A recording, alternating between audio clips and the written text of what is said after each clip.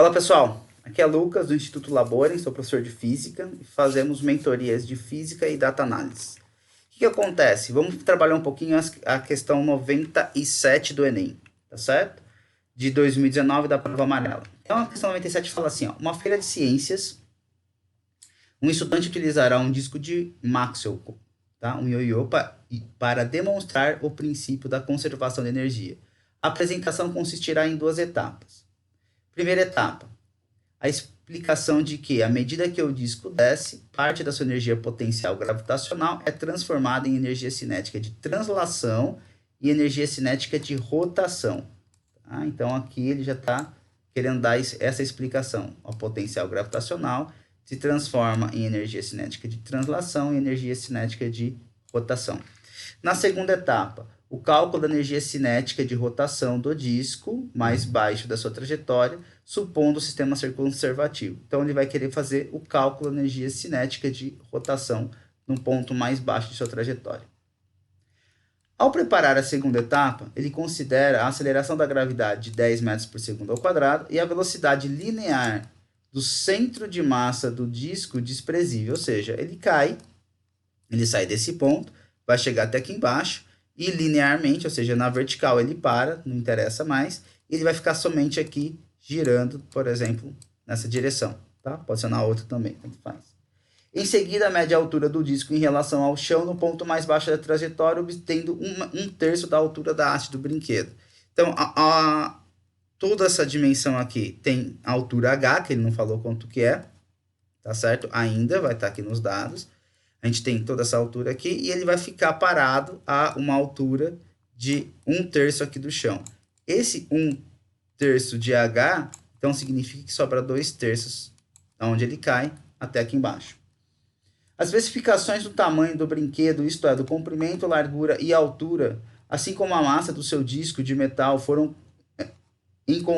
encontradas pelo estudante no recorte do manual ilustrado a seguir. Então ele tem aqui a base de metal, a haste, barra suporte, disco de metal. O tamanho, que é comprimento, largura e altura, tudo dado em milímetros, tá certo? Então, nós acabamos de achar quanto que vale o H, 410 milímetros, e a massa do disco, 30 gramas, tá bom?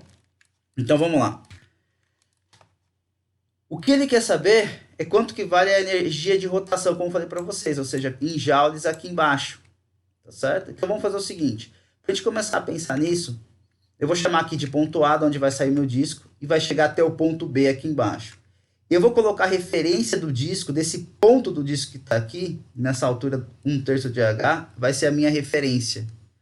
Quando eu chamo isso, eu vou chamar toda essa altura 2/3 de Hzinho, vou chamar de Hzão. Então eu vou fazer uma referência aqui no espaço para mim, porque vai ficar mais fácil fazer a conta. Olha só.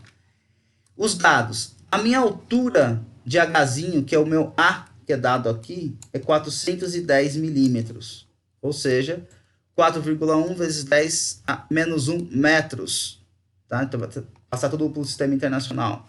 A massa do disco, que é meu Mzinho, vai ser 30 gramas, ou seja, 30 vezes 10 a menos 3 quilogramas.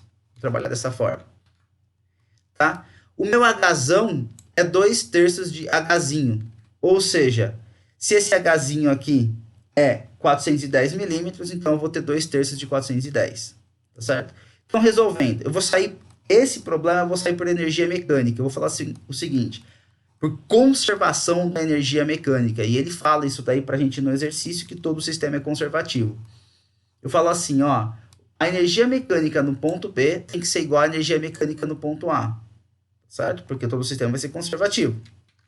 Então, eu falo o seguinte, a energia potencial em B, mais a energia de rotação, cinética de rotação em B, mais a energia cinética de translação em B, ou seja, todas essas três tipos de energia no ponto B, tem que ser igual ao se transformar em A energia potencial em A, mais a energia cinética de rotação em A, mais a energia cinética de translação em A. Perdão, aqui é A, tá?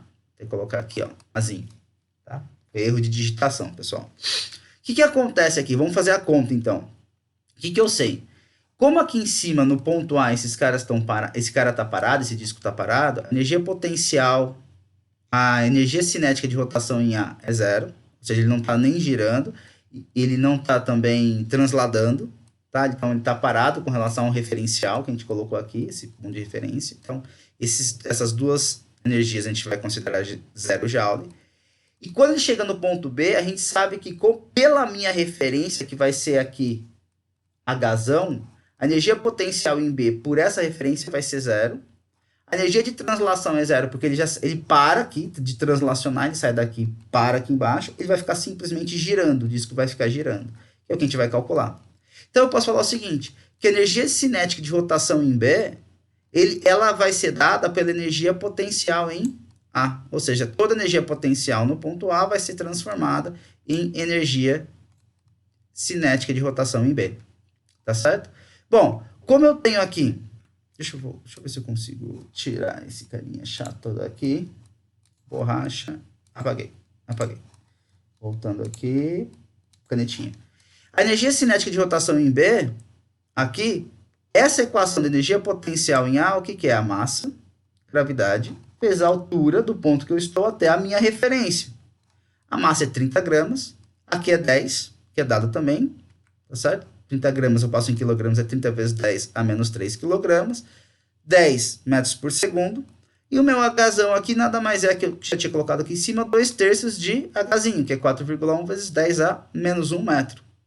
Fazendo essa continha, tá certo? Rapidinho aqui, eu vou ter 8,2 vezes 10 a menos 2 joules. Isso aqui é a minha alternativa B, pela resposta da prova amarela. Tá bom? Então é isso daí, forte abraço e a gente se vê na próxima questão. Tchau, tchau.